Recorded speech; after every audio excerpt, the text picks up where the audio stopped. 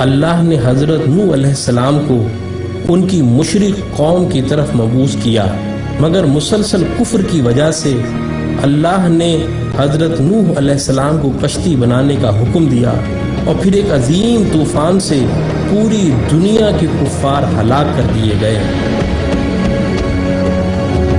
اور یہ کشتی کوہ جودی پر آ کر ٹک گئی تھی۔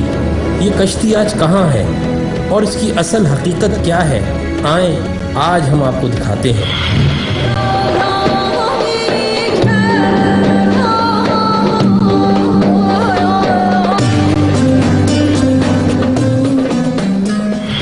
آج سے کم و بیش 50 سال قبل جب ترکی کے ایک پہاڑ پر کچھ مہم جوؤں نے اس کشتی کو دریافت کر کے اس کی تصاویر اخبارات میں جاری کی، تو پوری دنیا میں یہودیوں، عیسائیوں اور نام نہاد روشن خیال دہریوں کے درمیان ایک بڑی بحث کا آغاز ہوا۔ کشتی کا انکار کرنے والوں نے بعض بہت ہی اہم اعتراضات اٹھائے، جس کا تسلی بخش جواب دینے میں یہودی اور عیسائی ناکام رہے، لیکن قرآن میں ان اعتراضات کا تسلی بخش جواب موجود ہے۔ انکار کرنے والے دہریوں نے پہلا اعتراض یہ اٹھایا کہ بغیر کسی ٹیکنالوجی کے 6000 سال قبل ایسی عظیم الشان کشتی بنانا ناممکن ہے جو مہینوں تباہ ہوئے بغیر سمندر میں اتنا وزن لے کر سفر کر سکے۔ قرآن کی سورہ قمر میں اس کا جواب اس طرح دیا گیا ہے کہ اور ہم نے نوح کو ایک ایسی کشتی میں سوار کیا تھا جو تختوں اور کیلوں سے تیار کی گئی تھی۔ حالیہ تحقیقات کے بعد اس کشتی سے دھاتی کیلوں اور تختوں کے آثار ملے۔ پھر ان انکار کرنے والوں نے دوسرا اعتراض یہ کیا کہ یہ کیسے ممکن ہے کہ 6000 سال قبل اتنی بڑی کشتی بنائی جائے جس میں دنیا جہان کے جانوروں کے جوڑے سوار ہوں۔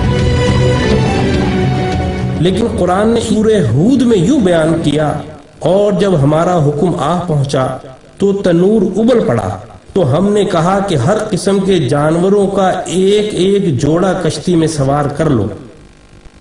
اب حالیہ تحقیقات سے قرآن کے اس انکشاف کی بھی تصدیق ہو گئی ہے کہ کشتی نوح کوئی معمولی کشتی نہ تھی، وہ 3 منزلہ تھی جن میں جانور ترتیب وار سوار تھے،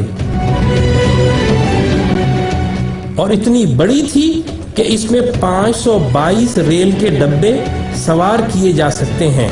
اس میں کم و بیش 25,000 جانوروں کی جگہ موجود ہے۔ پھر ان دہریوں نے تیسرا اعتراض یہ اٹھایا کہ اتنے عظیم الشان طوفان میں اتنی عظیم الجثہ کشتی بغیر لنگروں کی مدد کے تیر ہی نہیں سکتی، لیکن اللہ اس اعتراض سے واقف تھا، اسی لیے اس نے سورہ ہود میں فرمایا، اور نوح نے کہا کہ کشتی میں سوار ہو جاؤ، اللہ ہی کے نام سے اس کا چلنا ہے اور اسی کے نام سے اس کا لنگر انداز ہونا ہے۔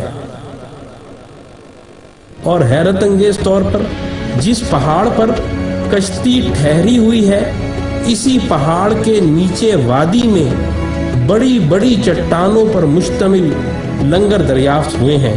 یہ کشتی نوح کے لنگر ہیں۔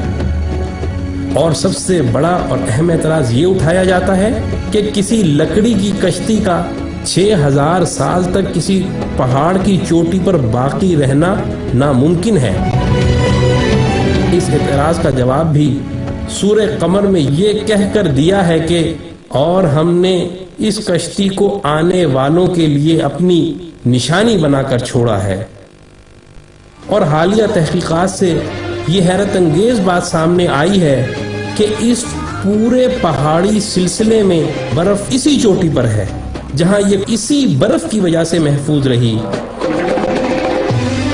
قرآن کا انکار کرنے والوں، اب بتاؤ ان عظیم آیات کے بعد اب کون سا اعتراض رہ گیا ہے جس کی بنا پر آپ قرآن کو اللہ کا کلام ماننے کے انکاری ہو؟